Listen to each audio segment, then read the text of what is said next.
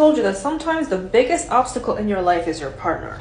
Especially when you get into these relationships when you're young, when you don't have much experience with relationships. Most likely it has an aspect of codependency, where both people or one person depends on the other person, or rather this relationship, to give them ultimate happiness in their life. Where you put your partner or this relationship as the top source where you get your motivation or all these things that you're looking for in life that feeds your happiness and joy. That's a lot of responsibility you put on somebody else outside of yourself, especially when you yourself don't have everything figured out about yourself yet. Because you're looking for feelings to give you that sense of security you're looking for, especially if you've experienced trauma before. You're obviously always going to be anxious. You might have abandonment issues you've never dealt with. You have a lot of traumas that you have not processed for yourself, but you have these symptoms that show up. Your nervous system might be messed up. You have anxious attachment issues. Like, you just have ways about yourself that are not efficient that you need to work through if you want to live a healthy life, mentally, spiritually, emotionally, on all aspects. Now, without working on those aspects, let's say you get into a relationship, then obviously you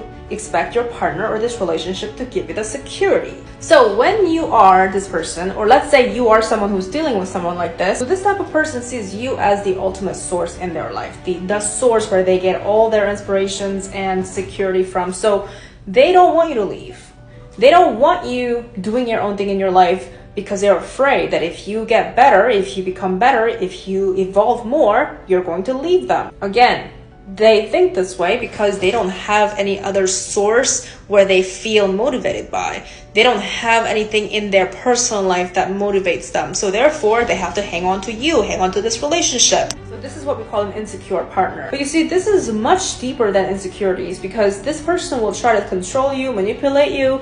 They will even say all kinds of things like, oh, I feel like we're soulmates. Like, they'll insert the spiritual aspect and even try to manipulate you. Now, this manipulation is not always intentional, or it might not be with malicious intentions, but it comes from their lack of self-love, their lack of self-motivation and discipline. So they're putting the weight on this relationship. They expect you to be there to continue to fuel them for energy. And these are people who will enable you. These are people who will not necessarily push you to do better. They will not necessarily hold you accountable, because they're afraid of what it might mean if you grow into a certain version. They see your potential and they're afraid that once you reach that potential, that you're going to leave them. So therefore, they have to make sure that they're in the way. Unfortunately, this is one of the situations where you're not really going to understand unless you are really actively thinking about this, or maybe you're looking back at a past situation. But I just want you to know that codependent relationships can really get in your way.